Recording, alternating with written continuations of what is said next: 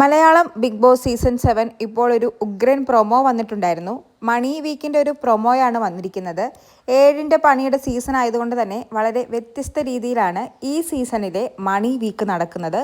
Big bank week എന്നാണ് big boss ഈ തവണത്തെ മണി വീക്കിന് പേര് നൽകിയിരിക്കുന്നത്. കഴിഞ്ഞ ഒരാഴ്ചത്തെ നെവീൻ്റെ പ്രകടനത്തിന് ശിക്ഷയായിട്ട് ബിഗ് ബോസും ലാലേട്ടനും നെവീന് കൊടുത്തിരിക്കുന്ന ശിക്ഷ, ഈ ഒരു ടാസ്കിൽ നെവീന് പങ്കെടുക്കാൻ സാധിക്കില്ല. പണപ്പെട്ടി എടുക്കാനും നെവീന് സാധിക്കില്ല. എന്തായാലും മണി വീക്കിലെ ഫസ്റ്റ് ടാസ്കായിട്ട് ഇവർക്ക് കൊടുത്തിരിക്കുന്നത് പണപ്പെരുമഴ എന്നൊരു ടാസ്ക്കാണ്.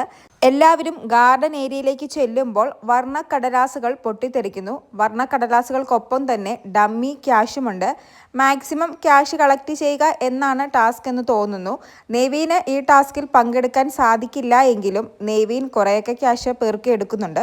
എല്ലാവരും അപ്പോൾ പറയുന്നുണ്ട്, നെവീൻ ക്യാഷ് പെറുക്കാൻ പാടില്ല, നെവീൻ ക്യാഷ് എടുക്കാൻ പാടില്ല എന്നൊക്കെ. ഞാൻ എടുക്കുന്നില്ല എന്ന് നെവീൻ പറയുന്നുണ്ടെങ്കിലും നെവീൻ ഒരു കയ്യിൽ ഫുഡും മറ്റേ കൈ കൊണ്ട് ക്യാഷും പെറുക്കി എടുക്കുന്നുണ്ട്.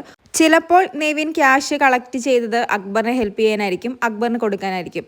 അതുമല്ലെങ്കിൽ നെവീൻ ഇവർക്കിട്ടൊരു പണി കൊടുക്കാൻ വേണ്ടി തന്നെ അത്രയും ക്യാഷ് എടുത്തതായിരിക്കും. അപ്പോൾ അതിൽ കുറച്ച് ക്യാഷല്ലേ മറ്റുള്ളവർക്ക് കിട്ടുകയുള്ളൂ.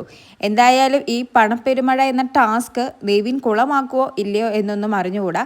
പിന്നെ ലാലേട്ടൻ്റെ ഭാഗത്തു നിന്നും ബിഗ് ബോസിൻ്റെ ഭാഗത്തു നിന്നും ഇത്രയും വാർണിംഗ് ഒക്കെ കിട്ടിയിരിക്കുന്ന സമയത്ത് നെവീൻ ഇങ്ങനെ എടുത്തു ചാടുമോ എന്നും അറിയില്ല. ചിലപ്പോൾ ഒരു ലോ പോയിന്റ് നെവീൻ പരീക്ഷിക്കുന്നതായിരിക്കും. നെവീൻ കളക്ട് ചെയ്യുന്ന അത്രയും ക്യാഷ് ആർക്കും ഉപയോഗിക്കാൻ പറ്റാത്ത രീതിയിൽ ബിഗ് ബോസ് ക്യാൻസലാക്കി കളയുമെന്ന് നെവീൻ അറിയാം. അപ്പോൾ മറ്റുള്ളവരുടെ ചാൻസ് ആണല്ലോ നെവീൻ നഷ്ടമാക്കുന്നത് അതിലൂടെ. ചിലപ്പോൾ അതുതന്നെ ആവാം നെവീൻ്റെ പ്ലാനിങ്ങും.